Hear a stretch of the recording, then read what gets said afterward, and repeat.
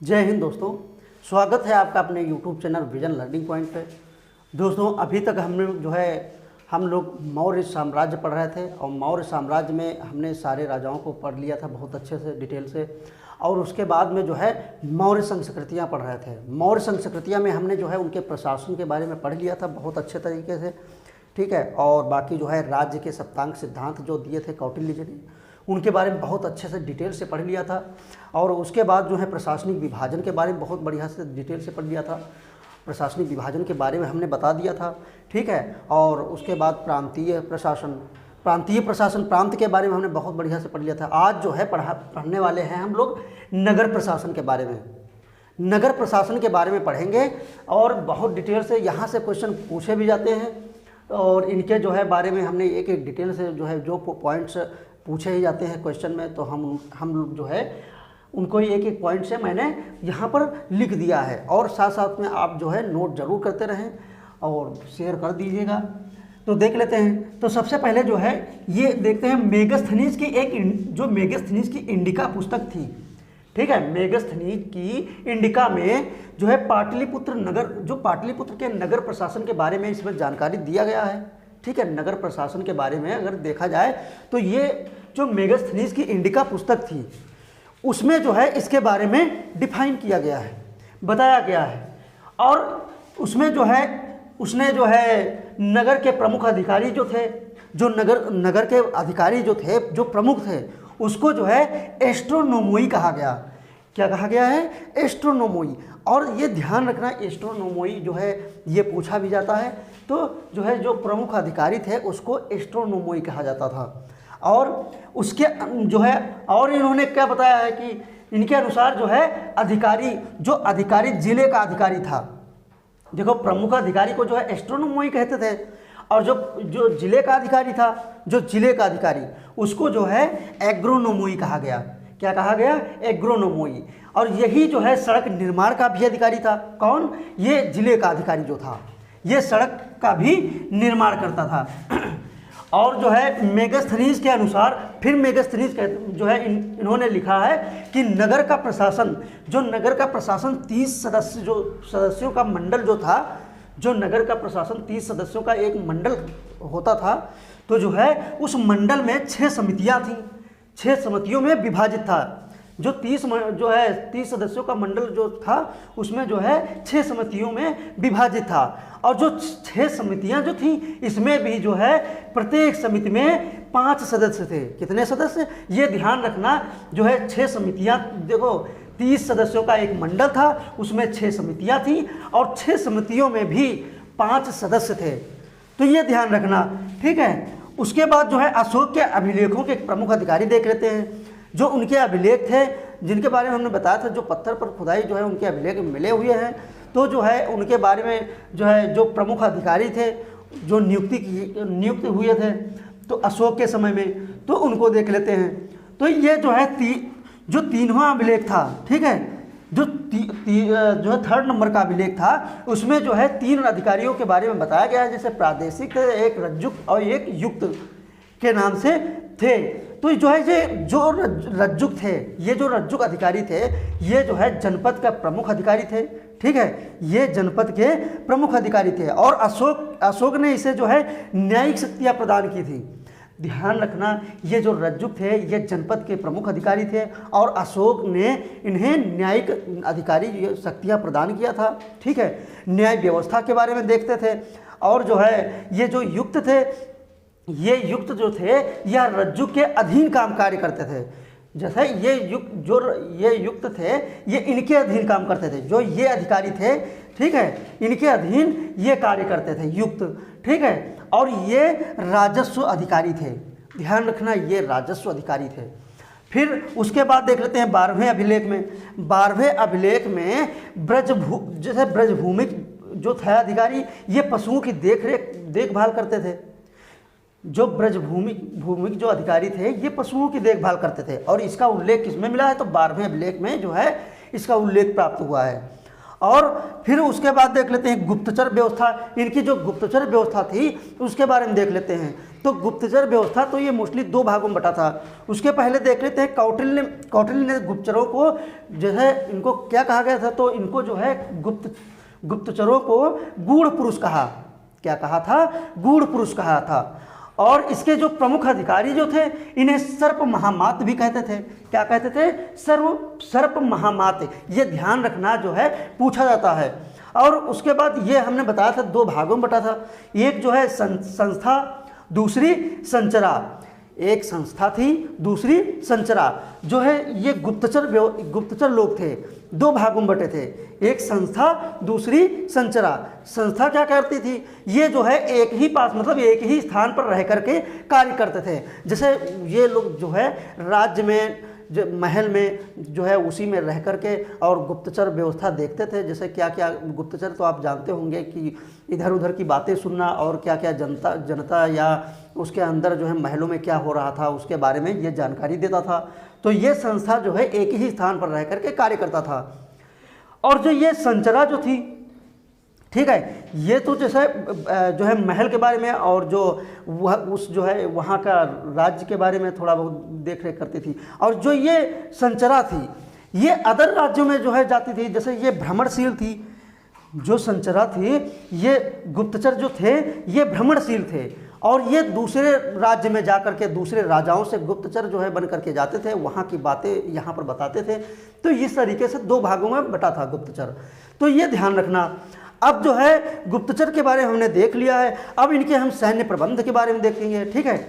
और एक चीज़ और ध्यान रखना, यहाँ पर जो ये शांति व्यवस्था बनाए रखने है, तो इन्होंने जो शांति व्यवस्था, जैसे अपने राज्य में ये लोग जो शांति व्यवस्था बनाने के लिए पुलिस की व्यवस्था किए थे। अब पुलिस को जो है ये अर्थशास्त्र में जो है कौटिल्य जी ने रक्षिण कहा है। इन्होंने पुलिस को अर्थशास्त्र की भाषा में रक्षिण कहा है। तो ये ध्यान रखना।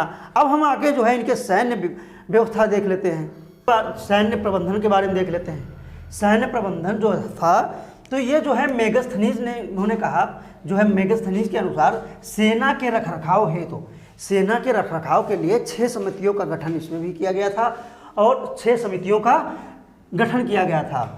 प्रत्येक समिति में 5 सदस्य थे। देखो ध्यान रखना, इसमें जो है जब सेना का गठन किया गया था तो उसमें 6 समितियों का गठन किया गया था और 6 समिति जो थी उसमें प्रत्येक में जो है 5 सदस्य थे, 5 सदस्य थे। और इसमें जो है हम एक ट्रिक के माध्यम से देख लेते हैं। जो 5 सदस्य थे, तो ये एक ट्रिक से आप लोग जो है आसानी से याद कर लेंगे।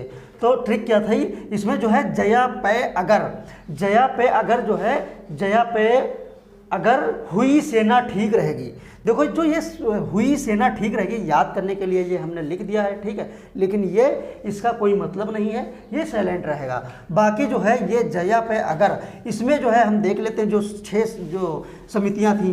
तो ये सबसे पहले जल सेना थी, दूसरा यातायात प्रबंधन था और उसके बाद पैदल सैनिक वाले थे, पैदल सैनिक थे और अश्वरोहियों की सेना थी, क्योंकि घोड़े की सेना भी होती थी। तो इसमें जो है अश्वरोहियों की सेना थी और गज सेना थी, यानी हाथियों की सेना भी थी, हाथी भी थे इनके शामिल थे और रथ सेना थी। ट्रिक से हमने बता दिया है। तो जो 6 समितियां थी इनके बारे में हमने देख लिया है। फिर उसके बाद अब देखते हैं, पढ़ते हैं आर्थिक स्थिति। आर्थिक स्थिति इनकी कैसी थी, तो इसमें जो है कौटिल्य द्वारा 3 प्रकार की भूमि का उल्लेख किया है। ध्यान रखना, 3 प्रकार की भूमि का उल्लेख किया था।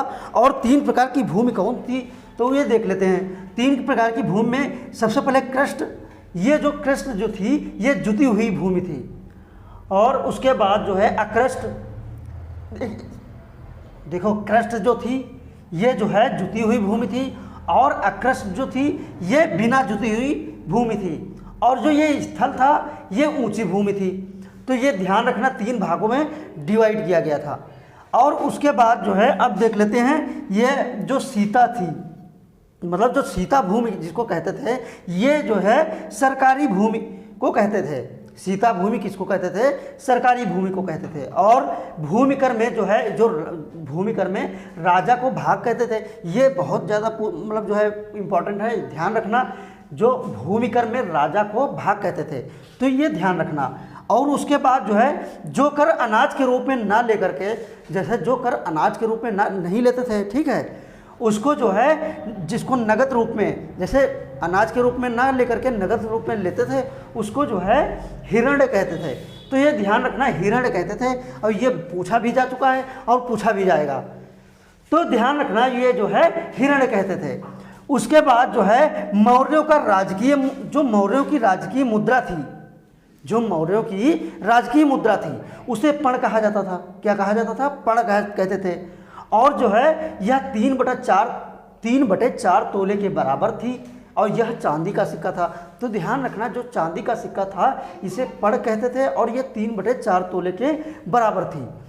अब हम देख लेते हैं उसके बाद जो है, जो स्वर्ण सिक्के थे, जो स्वर्ण सिक्के थे उस टाइम के जो चलते थे, उसे निष्क व स्वर्ण के नाम से जाना जाता था। और ये पूछा जाता है, ठीक है, ध्यान रखना, पूछा जाता है, इसलिए जो है इसको ध्यान रखना। ये जो सिक्के हैं कई बार पूछ भी जो है लिए गए हैं। अब हम उसके बाद देखते हैं चांदी के सिक्के। जो चांदी के सिक्के थे, हमने बताया, यहाँ बता भी दिया है कि जो ये पण जो था ये चांदी के सिक्के थे। क्या थे? चांदी के सिक्के थे। और इसे रुपये भी कहते थे। देखो, ये कई नामों से जाना जाता था। जो मौर्य युगीन कला थी ये कई नामों से जानी जाती थी।